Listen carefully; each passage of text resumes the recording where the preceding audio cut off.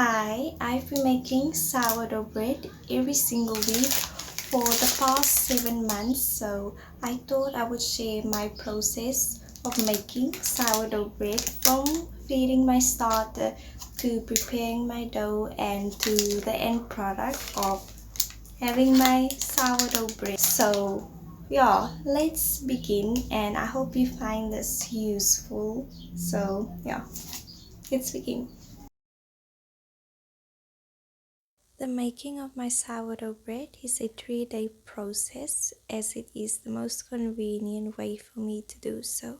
Day 1, I get my starter out of the fridge, and depending on how much bread I'm making that specific week, I adjust the amount of starter that I will use accordingly.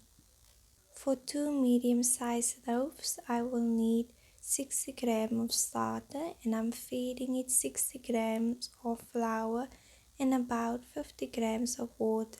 But I like my starter on the stiffer side, so I will say just well hydrated but not a very thin consistency, more like a thick pancake batter. And I usually use lukewarm water or just room temperature water.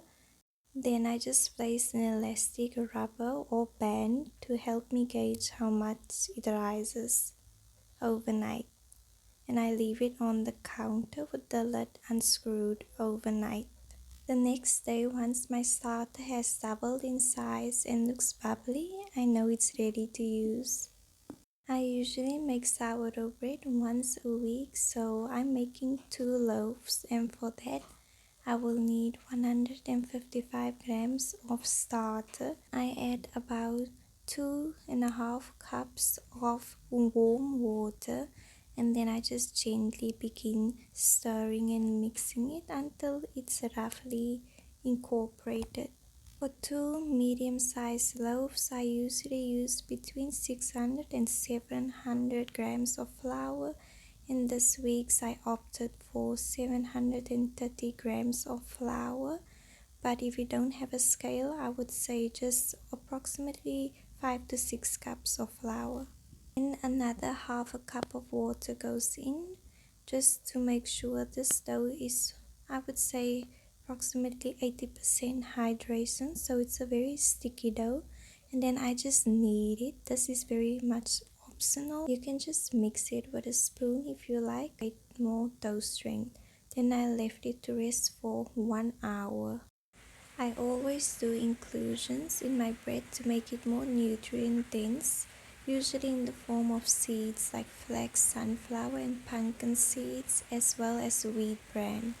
Then just add some boiling water to your wheat bran, and in this case my sunflower seeds, and I left them on the counter just covered so they can become soft. After 1 hour has passed, I just divide my dough into 2 equal parts for my 2 loaves, and this week I did 635 grams each, and then I just did my first sets of stretch and folds on both of my bowls of dough, and then I left them to rest for another 30 minutes just covered on the counter as well. And you will notice that your dough becomes less sticky the more stretch and folds you do. So just turn your bowl around and do that 4 times. Just treat it like a square or a rectangle. After another 30 minutes, I do my second set of stretch and folds on both of my doughs, and just wet your hands to make the dough not stick to your hands so much. And that's basically all that you do, and then you let it rest for another 30 minutes. With every stretch and fold that you do, your dough will become more smooth and a lot less sticky. And now for the final set of stretch and folds, I will add my inclusion. I will just squeeze out the excess moisture from my wheat bran and sort of press it into my dough and spread it around so it's even.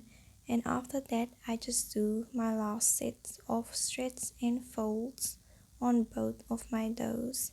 And for my sunflower seed inclusion, I do the same as I did with my wheat bran. I just squeeze out the excess moisture and I add the sunflower seeds to my dough and lightly press them in. And I just press them in really good so they get included into every bite of sourdough bread that you will be eating. Because it is very cold right now and winter, I let it rest at room temperature for another 1 hour before placing it in the fridge overnight. The next morning, I take my dough out of the fridge and just prepare a floured surface and just gently take it out of my bowl. Then gently but firmly press your dough and take the four sides or the corners of your dough and just pull it into a rectangle square shape and fold on one half and then the other.